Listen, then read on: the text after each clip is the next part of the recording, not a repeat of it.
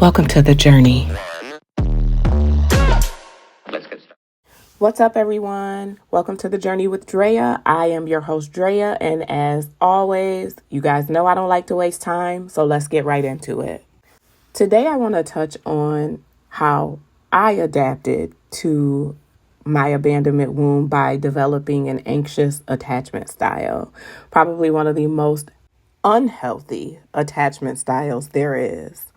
If I met you, we liked each other, we go together. That was just the name of my game. That is my man. In my mind, that is my man. And with me deciding in my mind that was my man, I was going to go above and beyond the call of duty to make sure I made that person happy. I didn't care what I had to do.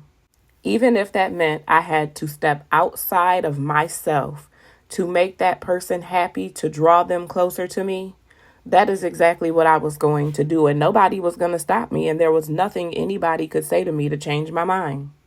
See, when you find no value in who you are and find no value in yourself, you take that value and you place it on other people when you should be loving yourself.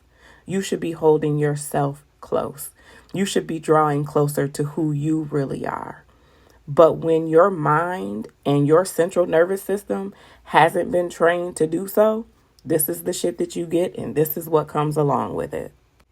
It's crazy to think that something as small as someone not calling you in a couple of hours could trigger you to feel like you're losing a grip on the relationship. They don't love you anymore. They don't want to be close to you anymore. There's something wrong. They're mad at you. When in all actuality, you are literally making this shit up in your mind because your central nervous system has been shaken to the fucking core. In my last relationship, something as simple as him wanting to go visit his family for the weekend or him wanting to go hang out with coworkers after work would make me so angry. Why do you need to go hang out with them? Why do you need to be away from me? Why do you want to travel by yourself? Do y'all hear how irrational that shit sounds? It's almost embarrassing to say out loud, but as you all know, transparency is the name of the game. So we gonna dig. I'm not crazy. I promise. What that is my central nervous system is telling my body that every time he walked out that door, he was not coming back. And that is what this abandonment wound does. It makes you think that every time you get close to someone, they are going to leave you. So when I started to feel that way, the easiest thing for me to do was to sabotage the relationship, to make up some scenario about why I no longer even like that person, so that it would be easier for me to do what I call light switch my feelings, turn them off, and run like hell. It was a joke amongst family and friends.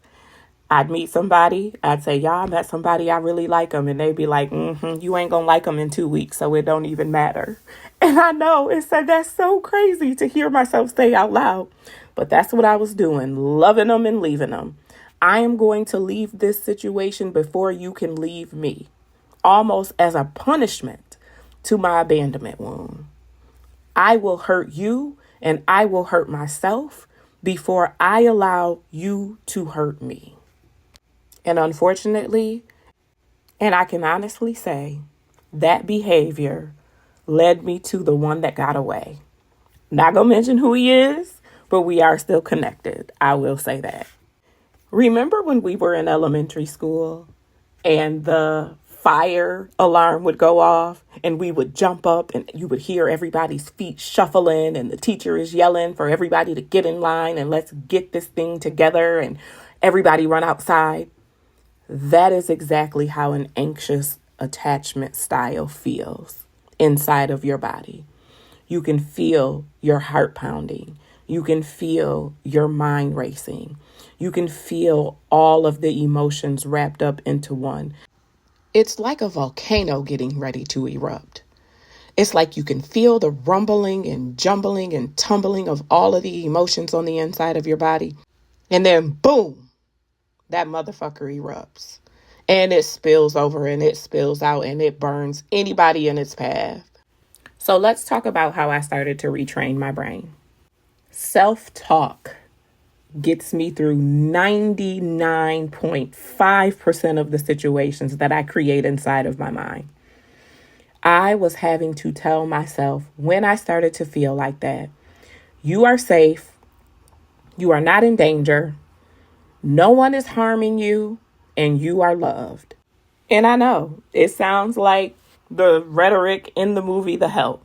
You is kind, you is smart, you is important. But you are. And you have to know that. And the only way to retrain your brain is to create those positive thoughts in your mind before you say them. Remember, you are the first person to hear whatever it is that's getting ready to come out of your mouth. Your conscience is speaking those words inside of your mind before they come out of your mouth. So if you can say them and continue to say them, you are literally rewiring your brain to believe them. So here is the homework for this week. If you are like me and you have an anxious attachment style, I want you to create 3 reminders to yourself to speak to yourself out loud when you are feeling anxious. I'll give you mine if you want to use them. You are safe. You are not in danger. You are not being harmed, and you are loved. As always, I hope something that I said today resonates with someone to help you on your journey as I continue to help myself on mine.